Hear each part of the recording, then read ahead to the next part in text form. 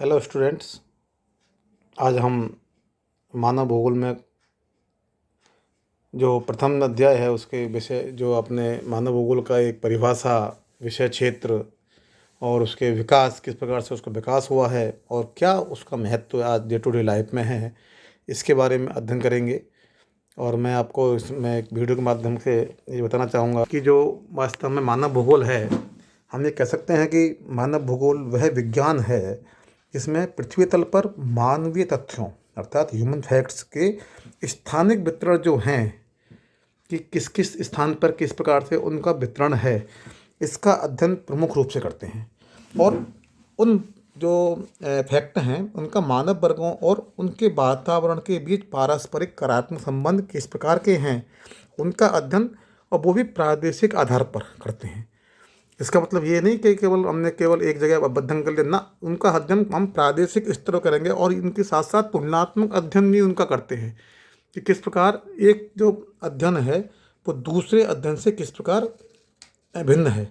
और मानव के क्रियाओं का जो वितरण प्रारूप जो है, ये किस प्रकार के उनके वितरण हैं, बस्तियाँ कैसे बसी हुई हैं, कौन सी डेवलप्ड है, कौन सी डेवलप नहीं है, इन सब का अध्ययन भी हम इसके अंतर्गत करते हैं।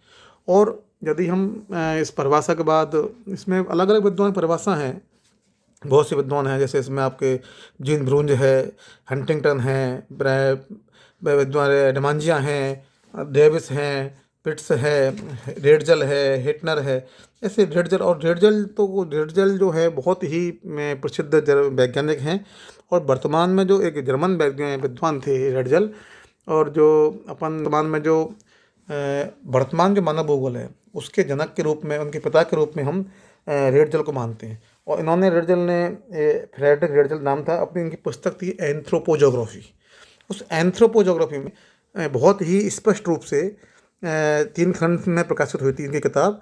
और उसमें ये कहा था कि मानव भूगोल जो दृश्य हैं, यानी जो फीचर्स हैं मानव भूगोल के, वो सर्वत्र वातावरण से संबंधित होते हैं, अर्थात दे आर क्लोजली रिलेटेड। वो बिल्कुल बहुत ही निकट रूप से संबंधित होते वातावरण से।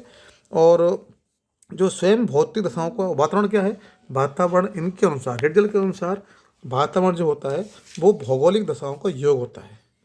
ऐसे ही इनकी एक अमेरिकन विद्वान थी, इनकी से स्टूडेंट थी कुमारी सैमपुल। उन्होंने भी अपनी मानव भूगोल को की बहुत बड़ी समर्थक रही हैं।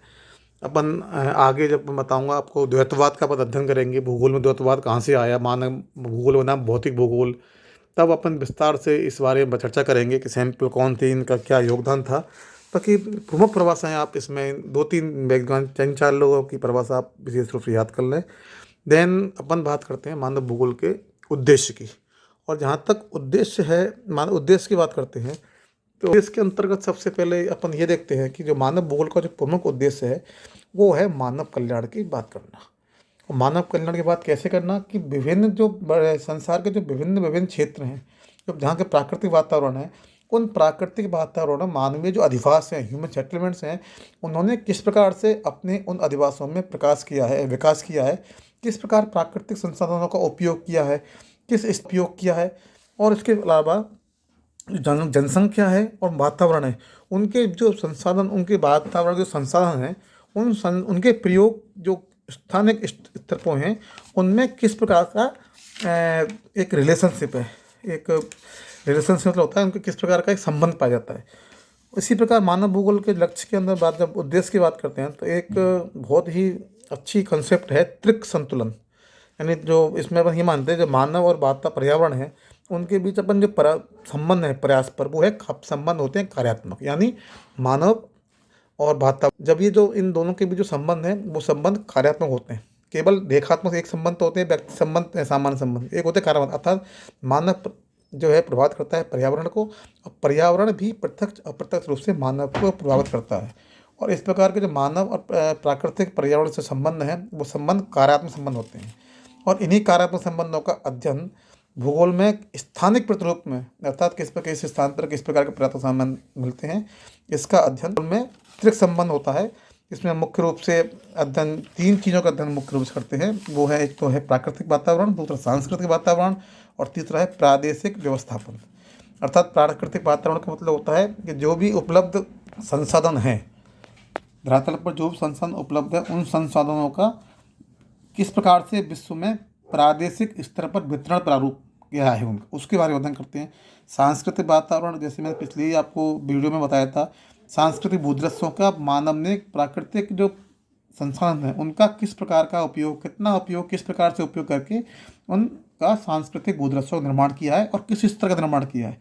और तीसरा उसके अलावा जो होता है वो होता है प्रादेशिक व्यवस्थापन, अर्थात प्रादेशिक स्तर पर विश्व में एक जगह से दूसरी जगह पर जो सांस्कृतिक भूदृश्यों का जो निर्माण हुआ है वो सांस्कृतिक भूदृश्य किस प्रकार से एक एक से दूसरे भिन्न है, इसका अध्ययन हम, इसका जो मुख्य जो है मानव भूगोल का, वो ये इन तक संबंधों का अध्ययन भी मुख्य उद्देश्य रहा है।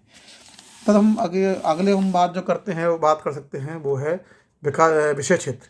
जब हम विषय क्षेत्र की बात करते हैं तो मानव भूगोल का जो विषय क्षेत्र है, मानव भूगोल का जो विषय क्षेत्र है वो बहुत ही व्यापक है, क्योंकि वो संपूर्ण वातावरण जिसमें जो उसके प्राकृतिक तत्व हों, चाहे सांस्कृतिक तत्व हों, उसका स्थलमंडल हो, चाहे जलमंडल हो, चाहे वायुमंडल हो, इन सब में मानव ने जहाँ जहाँ पर जिस जिस प्रकार से मानव ने इसको प्रभावित किया है, इसको साथ कैसे किस प्रकार से अनुकूलन किया है, पर इसमें परिवर्तन किया है, किस प्रकार से अपने आप को सामंजस्य बैठाया है, उन सब का मानव को केंद्र में मानते हुए जो अध्ययन है वो इसका विषय क्षेत्र है।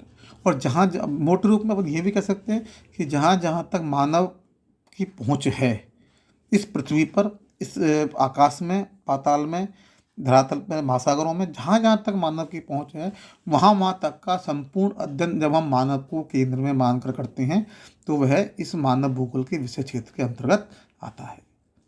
तो विषय क्षेत्र के अध्ययन के बाद हम जब आगे बात करते हैं वो है, फिर नेक्स्ट जो टॉपिक हम बात करेंगे वो है विकास, यानी किस प्रकार से मानव भूगोल का विकास हुआ है। तो अगर हम जब विकास की बात करते हैं तो मानव भूगोल का विकास कोई एक, मैंने पिछले भी लेक्चर में बताया था, कोई एकदम नहीं हुआ है। देखा जाए तो मानव भूगोल का विकास, हाँ ये क्या अपन कह सकते हैं कि 18वीं शताब्दी के पश्चात इसका विकास, और विशेष रूप से द्वितीय विश्व युद्ध के पश्चात इसका विकास जो है बहुत तेज़ी से हुआ है, बहुत तेज विकास हुआ, इसका विकास हुआ है द्वितीय विश्व युद्ध के पश्चात।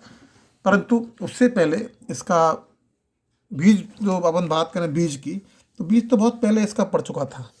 और इस बार अपन ईसा से बहुत पहले, यानी कि अपन बात करें तो ईसा से 6वीं शताब्दी पूर्व एक विद्वान होते थेल्स और अलेक्जेंडर, उन्होंने भी बहुत से मानव समाजों को किस प्रकार से जलवायु और वनस्पति किस प्रकार से उनको प्रभावित करती है इस बारे में ही बताया।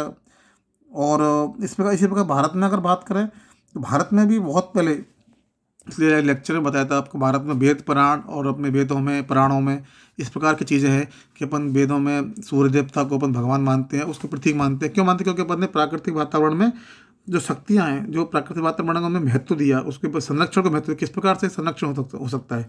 आज भी बहुत से ऐसे त्यौहार हैं, बहुत से देवी देवता मानते हैं जिनका जो मुख्य लक्षण है, वो जो मुख्य जो उनका विचार है उसको है उनको संरक्षित करना, उनके महत्व को उजागर करना। तो भारत में बहुत पहले से ही इस प्रकार के विकास होता रहा है। और ईसा से 4वीं शताब्दी में अरस्तु, जो एक बहुत बड़े विचारक हुए हैं अरस्तु, उनकी किताब थी एक राजनीति शास्त्र। उस पुस्तक में उन्होंने यूरोप और एशिया में जो निवासी हैं, जो लोग यूरोप में रहते हैं और एशिया में रहते हैं, उनका एक तुलनात्मक अध्ययन किया कि किस प्रकार से जो यूरोपीय लोग हैं वो, उनका जो जलवायु ठंडी जलवायु होती है, एशिया की जलवायु कंपैरेटिवली गर्म भारत जलवायु है, तो वहाँ के लोग उनमें एक्टिविटी में, कार्यात्मक क्षमता में, उनके मानसिक सोच में, क्षमता में, पहना किस प्रकार से अंतर है।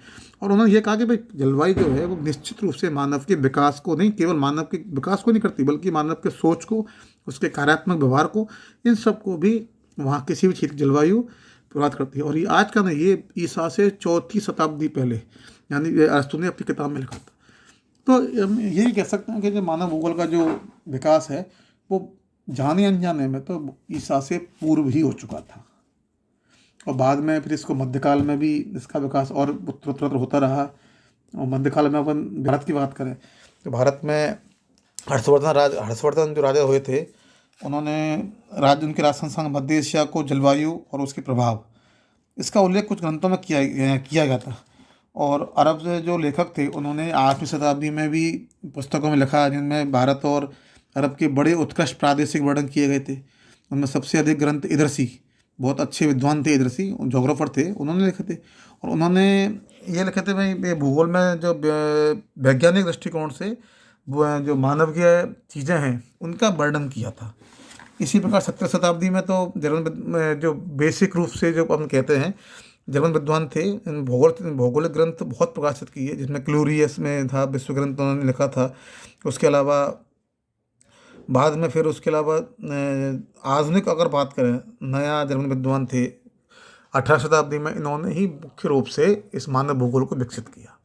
और किस प्रकार से जर्मन विद्वानों ने इस मानव भूगोल को विकसित किया, इसके बारे में अपन अगले वीडियो में विस्तार से चर्चा करेंगे। Thank you.